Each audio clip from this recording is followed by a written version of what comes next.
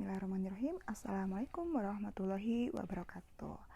Baik, pada kesempatan pagi hari ini saya akan menjelaskan ruang lingkup mengenai studi kelayakan bisnis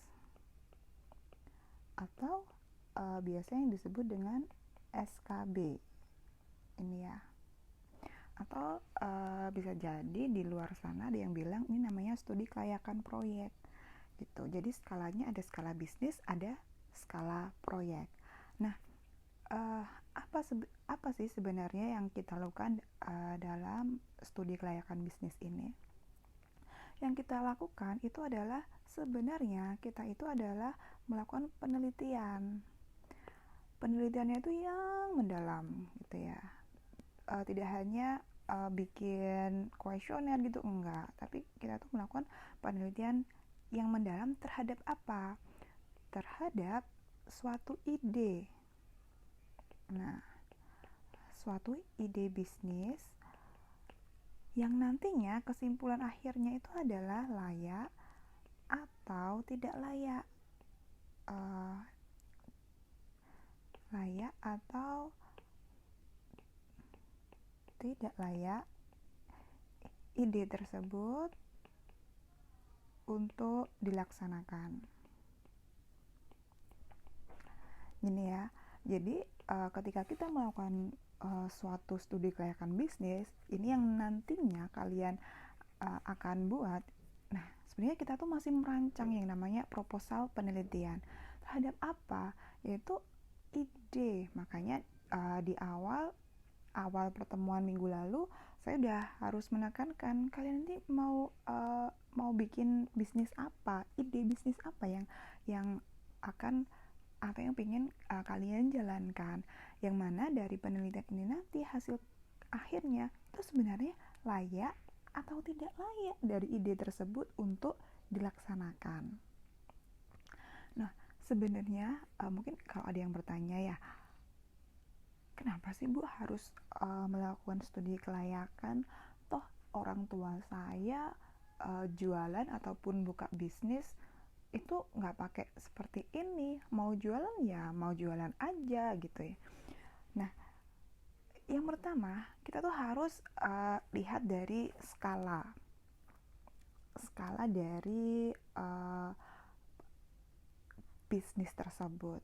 Oke, misalkan alasan yang pertama bisa jadi itu karena milik pribadi, usaha pribadi gitu ya. Kalau orang tua biasanya itu masih pada tahapan usaha pribadi atau perseorangan ataupun usaha milik keluarga. Kemudian dari skala kecil, jadi sebenarnya skala kecil pun mau bikin studi kelayakan bisnis pun juga nggak masalah gitu. Mungkin karena beberapa menganggap itu nggak terlalu penting kalau kita melakukan studi kelayakan bisnis meskipun dalam bisnis kita masih skala kecil. Nah, tetapi kalau kita masuk pada suatu perusahaan besar, maka biasanya dia sudah akan membuat suatu proyek itu ya, proyek atau bisnis. Dan proyek atau bisnis ini skalanya tuh udah besar, menyangkut banyak stakeholder, mulai dari investor, karyawan, pemasok gitu kan. Jadi ketika proyek atau ide bisnis yang mau dijalankan ini dalam skala besar tidak dipikirkan matang-matang, maka takutnya nanti ternyata nggak sesuai. Jadi apa yang digunakan, misalkan nih kita ambil satu contoh keuangan gitu ya, kita ambil dari aspek keuangan. Ketika kita sudah menuliskannya dalam rancangan ini ya, dalam proposal bisnis studi kelayakan ini, berapa sih rincian keuangan yang akan kita perlukan atau yang kita gunakan, berapa jumlahnya gitu, berapa besar ketika kita ingin membangun suatu mega proyek. Nah, ketika kita sudah menuliskan di aspek keuangan ini NPV, IRR-nya, maka kita akan menghindari risiko. Kita akan menghindari risiko. Salah satu risikonya adalah yang pertama, contohnya kita gini, uang yang kita pakai atau uang yang kita keluarkan untuk investasi itu jumlahnya sesuai, bukan melebihi, bukan lebih. Jadi misalkan kalau kita mau utang bank gitu ya, utang bank untuk proyek segini, ternyata dana yang kita ajukan itu besar, lebih besar, maka berimbas pada bunga yang kita bayarkan nantinya juga akan lebih besar gitu. Makanya yang apa yang saya jelaskan ini tadi, ini termasuk yang namanya manfaat ekonomi dari kita melakukan studi kelayakan bisnis. Jadi secara ekonomi ini menguntungkan dibandingkan dengan risiko yang nantinya akan kita hadapi atau akan perusahaan hadapi. Kalau kita tahu di perempatan itu ya, yang arah Jemur, ini Uinsa, kemudian ini Konghuan di sini. Nah, ini ya ke arah Jemur. Kita tahu di sini kan ada mega proyek kan sebenarnya. Ada hotel, kemudian ada showroom di situ. Mereka pasti melakukan studi kelayakan bisnis dulu sebelum membangun gedungnya di situ. Karena apa? Mereka juga harus yang namanya mengalihkan rumah-rumah kecil yang ada di sini. Ya kan, kalau dulu banyak rumah kecil di sini, itu pasti mereka ada negosiasi dulu sebelum mereka membangun di sini. Nah, itu juga termasuk yang namanya studi kelayakan bisnis. Itu nanti sudah masuk pada tahapan aspek hukum. Oke, saya lanjutkan dulu. Nah, selanjutnya kita akan bahas mengenai faktor yang mempengaruhi faktor yang mempengaruhi intensitas SKB gitu ya. Faktor yang mempengaruhi intensitas dari SKB, studi kelayakan bisnis. Yang pertama adalah dana atau keuangan. Maka semakin besar dana yang digunakan, maka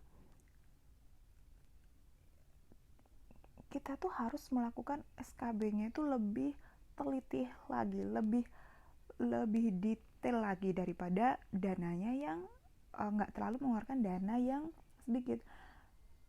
Contohnya yang make sense, misalkan si A ini hanya buka berencana ide bisnisnya itu adalah buka toko online shop gitu ya. Kemudian B berencana, idenya itu adalah bangun hotel. Nah, jelas sekali di antara dua ini, antara A dan B, ketika melakukan studi kelayakan bisnis itu akan berbeda. Tingkat intensitasnya pun berbeda, ribetnya juga berbeda, lebih detailnya pun juga berbeda, semuanya akan berbeda. Karena dana yang digunakan antara membangun online shop dan bangun hotel itu juga berbeda. Yang kedua adalah ketidakpastian, uncertainty. Kita nggak bakalan tahu di depan itu akan jadi seperti apa, karena kita juga bukan peramal gitu ya. Cuman yang kita bisa lakukan itu adalah jaga-jaga. Nah, ini biasanya ditawarkan oleh asuransi. Jadi asuransi itu selalu memberikan sesuatu ini ya, istilahnya tuh nakut-nakutin gitu ya. Nanti kalau kita ada kecelakaan, nanti kalau kita di usia 30, anak kita memerlukan biaya pendidikan yang banyak, maka mereka ini jualnya itu ya ini tadi, asuransi itu berdasarkan ketidakpastian. Maka ketidakpastian yang dihadapi itu juga berpengaruh pada intensitas kita melakukan studi kelayakan bisnis. Kayak gini, sebenarnya kalau misalkan COVID ini kan juga ngaruh banget. nggak bakal nggak bakalan ada yang tahu bahwa ternyata di tahun 2020 ini ada wabah yang namanya COVID-19. Maka akhirnya gini, gimana cara perusahaan, pokoknya perusahaan itu harus tetap berdiri, ada tetap beroperasi gitu, ada yang mengalihkan usahanya dari yang awalnya HP akhirnya beralih jadi produksi masker karena tingkat kebutuhan masker itu tinggi gitu. Kemudian ada yang namanya faktor yang lain adalah kompleksitas elemen yang mempengaruhi proyek.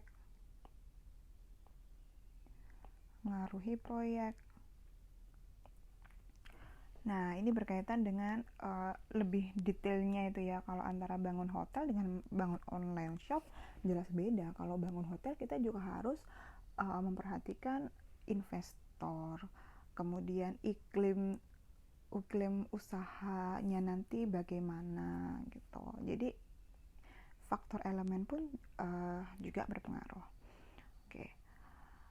Kemudian sekarang kita masuk pada tahapan yang namanya tahapan SKB.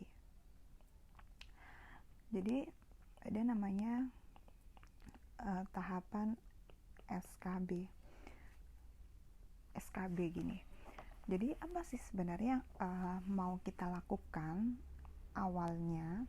Yang jelas yang pertama, tapi ini dilakukan ketika kita sudah memiliki proposal, kita udah memiliki suatu proposal bisnis gitu. Yang pertama kita itu pengumpulan data. Sebenarnya pengumpulan data ini masih pada tahapan proposal bisnis. Jadi di situ pada tahap pengumpulan data ini kita masih mencari data-data gitu ya, sumber data dari keuangan. Contohnya berapa harga rak, berapa harga kompor, berapa harga suppliernya di mana, seperti itu. Itu masih pada tahapan pengumpulan data. Lanjut, setelah data terkumpul kita mulai namanya pengolahan data. Pengolahan data ini kalau untuk penelitian sosial lebih ke skripsi itu ada yang namanya reduksi data. Tapi kalau di studi kelayakan bisnis ini berarti gini, sebenarnya dari data ini tadi yang kita kumpulkan, ini sebenarnya ada yang kalau ada yang tidak sesuai ya kita buang, misalkan ada outlier, variabel yang mengganggu atau data-data yang mengganggu atau dirasa nggak terlalu penting, ya itu dibuang. Ataupun pengolahan data di sini juga bisa termasuk pada aspek keuangan, misalkan berapa keuntungan atau balik modalnya itu kapan. Nah, lanjut pada analisis data. Nah, di analisis data tadi data yang sudah di sini yang diolah ini kemudian dianalisis. Kalau untuk SKB mungkin ini lebih sederhana ya. Bisa jadi kalau misalkan ada data menggunakan alat statistik juga bisa. Kalaupun tidak pun juga bisa, karena nanti dari analisis data ini hasilnya adalah pada pengambilan keputusan. Pada pengambilan keputusan investasi. Jadi di sini ada layak, ini tidak layak. Kalau di sini itu layak. Kalau tidak layak, maka akan dibatalkan. Jadi belum sampai pada bikin gitu ya. Pada tahap pengambilan keputusan ini, masih pada tahap ini sudah dibatalkan. Kemudian kalau memang layak, maka ini akan direkomendasikan kepada pimpinan yang lebih tinggi. Kalaupun sudah di ACC, maka yang terakhir adalah pelaksanaan usaha. Jadi sudah mulai bangun. Nah, kajian dalam SKB. Jadi apa-apa saja sih yang bisa kita yang harus minimal masuk dalam proposal bisnis. Yang pertama pasti ada namanya aspek legalitas atau aspek yuridis. Nah, ini wajib. Kemudian ada aspek teknis atau dan teknologi. Ada aspek pasar dan pemasaran. Ada aspek finansial atau keuangan. Ada aspek organisasional. Ada aspek persaingan. Ini juga termasuk pemasaran, juga masuk di sini. Yang terakhir adalah aspek AMDAL. Jadi ini adalah beberapa aspek yang akan saya bahas selanjutnya. Yang mana nanti di sini ada harus wajib minimal proposal bisnis. Kalau untuk tugasnya nanti kita nggak perlu yang besar gitu ya, untuk ide yang skala besar enggak, tapi di sini saya mewajibkan kalian untuk memiliki ide bisnis yang nantinya bisa diterapkan, dan ini nyangkut ini semua. Oke, sekian dari saya, semoga ini bisa dipahami ya. Wassalamualaikum warahmatullahi wabarakatuh.